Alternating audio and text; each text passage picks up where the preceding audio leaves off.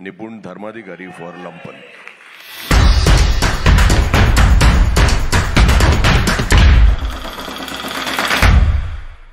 नमस्कार, मी श्रीरंग खरे. आपल्यासोबत आहेत निपुण धर्माधिकारी. आता निपुण धर्माधिकारी यांची वेगळी ओळख करून देण्याची गरज नाही, मात्र आज औचित्य आहे NDTV मराठी एंटरटेनमेंट अवॉर्डचं.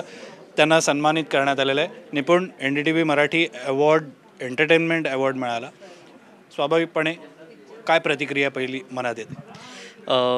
OTTसाठी सर्वोत्कृष्ट दिग्दर्शकाचा अवॉर्ड मिळाला आहे लंपन या वेबसिरीजसाठी. तर मुळात NDTVचे मनापासून आभार, कारण का NDTV मराठीचे मनापासून आभार, कारण त्यांनी अशा प्रकारचा एक अवॉर्ड फंक्शन ठेवलं ज्यामध्ये त्यांनी चित्रपट, TV, OTT या सगळ्या ज्या कलाक्षेत्र आहेत हे त्यांनी कव्हर केले.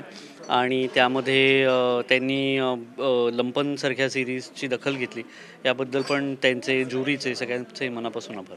एक नेहमी प्रश्न असा पडतो मराठी प्रेक्षक म्हणून की आपण आउट ऑफ द बॉक्स विचार करतोय का? प्रेक्षकांकडनं नेहमी विचारणं होते की आपण वेगळं काय करतोय, आपले निर्माते, आपले दिग्दर्शक वेगळं काय करतायत. त्यांना तू कसं उत्तर देशील? मला असं वाटतं की फार पूर्वीपासून मराठीमध्ये वेगवेगळे प्रयोग करण्यात आलेत. नाही, खरं तर तसं बघायला गेलं तर मराठी चित्रपट हा प्रयोगक्षम चित्रपट आहे, चित्रपटसृष्टी आहे, असंच मला वाटतं आहे. आणि तेच करत आपण पुढे राहू असंही मला वाटतं आहे. आणि कुठल्याही साच्यात मराठी चित्रपट अडकत नाही. अर्थात त्याला एक बजेटचं साचा तयार होतो, पण आता तोही हळूहळू मोडायला लागला आहे. आणि मला असं वाटतं की ठीक आहे, आत्ता मला वाटतं बोलताना मराठी चित्रपटांविषयी किंवा मराठी कलाकृतींविषयी फार आपुलकीने बोलणं होत नाही, किंवा असं होतं की अरे तुमच्यापेक्षा आम्ही त्यांचे चित्रपट बघू. पण मला असं वाटतं की जे आपलं भविष्य आहे ते आशावादी आहे. एक नेहमी तुलना केली जाते, दक्षिणेकडची चित्रपटसृष्टी असेल किंवा त्यांचं एकूण मनोरंजन विश्व असेल आणि मराठी मनोरंजन विश्व, ही जेव्हा तुलना करतो ही अनफेअर तुलना आहे असं वाटतं? मला सततच असं वाटत आलं की आत्ता जे दाक्षिणात्य चित्रपट चालत आहेत आणि सगळं आपण पाहतो ते वर्षानुवर्ष त्यांच्याकडे असलेलं ते कल्चर आहे. आपल्याकडे जसं नाटकाचं कल्चर आहे, चित्रपटाचं तसं आपल्याला म्हणजे लोक जाऊन चित्रपट बघतातच पहिल्याच आठवड्यात, असं आपल्याकडे नाही आहे. आपल्याकडे नेहमीच जे चित्रपट चालत आलेले आहेत ते तिसऱ्या आठवड्यात, चौथ्या आठवड्यात ते जास्त प्रेक्षक त्याला येतात. पण आता अर्थात सगळा जो आपण म्हणू बिझनेस आहे तो पहिल्या 3 दिवसांचा झालेला आहे. सो आता ते आपल्याला समजायला लागलं आहे आणि आता त्या गेमनुसार आपल्याला खेळावं लागणार आहे, कारण का आता तर गेम तसा आहे. दाक्षिणात्य चित्रपटांचं अर्थातच बजेट आणि हे सगळं जास्त असतं, नो डाऊट. ते पूर्णपणे वेगळा विचार करतात, काहीही करतात, जे म्हणजे मजेशीर काहीही करतात. पण आपण त्या साच्यात अडकत नाही आहोत असं मला वाटतं आहे, आणि आपण तरी वेगवेगळे प्रयोग करत राहतो आहे. सो दोन्ही प्रकारचे चित्रपट मला असं वाटतं आपल्याला बघायला मिळतील, की एक जे त्यांचं अनुकरण करतील आणि एक जे ओरिजिनल विचार घेऊन येतील. एक ना नेहमी चर्चा होते की AI नंतर काय होईल, मराठीसारख्या मनोरंजन विश्वामध्ये AIचा किती परिणाम होईल असं वाटतं? बरोबर. AI पुढे मला असं वाटतं की मिड लेवल ज्या गोष्टी आहेत त्यांना नक्की, म्हणजे जे गुगलवरती विसंबून राहत होते त्यांच्या जॉबसाठी, सो त्यावर नक्की थोडाफार परिणाम होईल असं मला वाटतं आहे. पण ज्या कल्पना ह्या मनातनंच येतात, आणि मग कल्पना फक्त चित्रपटाची अशी नाही, प्रत्येक चित्रपटातल्या प्रत्येक सीनमध्ये, प्रत्येक शॉटमध्ये एक प्रकारची ओरिजिनॅलिटी असते.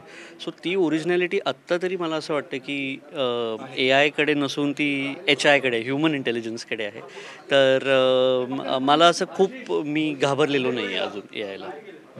एक शेवटचा प्रश्न की मराठी भाषा गौरव दिन येतोय, नजीकच आलेला आहे. मराठी भाषेचा वापर, बोलीभाषेचा वापर, मराठी भाषेवर होणारं आक्रमण, मराठी भाषा संकुचित किंवा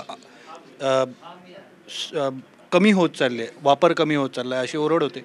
इतर भाषिकांचं आक्रमण होतं आहे असा आरोप केला जातो, घटना बघतो आपण. याच्याबद्दल मराठी मनोरंजन क्षेत्रातला एक व्यक्ती म्हणून प्रामाणिकपणे काय वाटतं?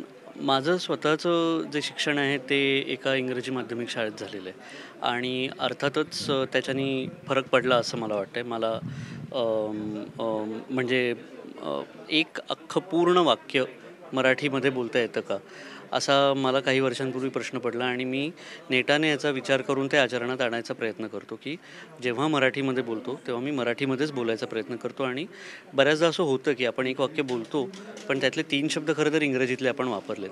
सो मी स्वतःपुरतं म्हणेन की मला असं जाणवतं आहे की नक्की वेगवेगळ्या भाषांचा आपल्या विचारावरती आपल्या बोलण्यावरती परिणाम होतो. पण तो आपण आपल्यापुरता जरी थांबवू शकलो आणि जास्तीत जास्त मराठीत बोलू शकलो तर तो आपण करू शकतो प्रयत्न, जो मी आत्ता माझ्या मुलीबरोबर पण प्रयत्न करतो आहे. म्हणजे काय? म्हणजे ती बोलता बोलता मी हे ऑलरेडी केलं आहे असं म्हणू शकते. तर ते ऑलरेडी नाही, तू आधीच म्हण.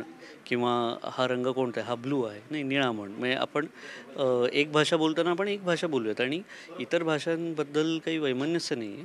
पण जेव्हा ती भाषा बोलणार असतो तेव्हा पूर्णपणे ती भाषा बोल आणि जेव्हा मराठीमध्ये आपण बोलणार असतो तेव्हा पूर्णपणे मराठीमध्ये बोलू. एवढं जरी आपण पाळलं तरी खूप महत्त्वाची गोष्ट ठरेल. पण पुन्हा एकदा दक्षिणेकडे जसा आग्रह धरला जातो तसा आपण आग्रह धरत नाही का?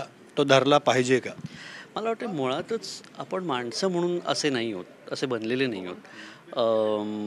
आणि असा आग्रह धरला पाहिजे का? तर तो निर्णय प्रत्येकाने स्वतःपुरता घ्यावा. मी माझ्यापुरता हा निर्णय घेतो आहे की जर मी मराठीमध्ये बोलत असेन तर मी पूर्णपणे मराठीमध्ये बोलेन. थँक्यू निपुण, तू दिलेल्या संपूर्ण प्रतिक्रियेबद्दल धन्यवाद.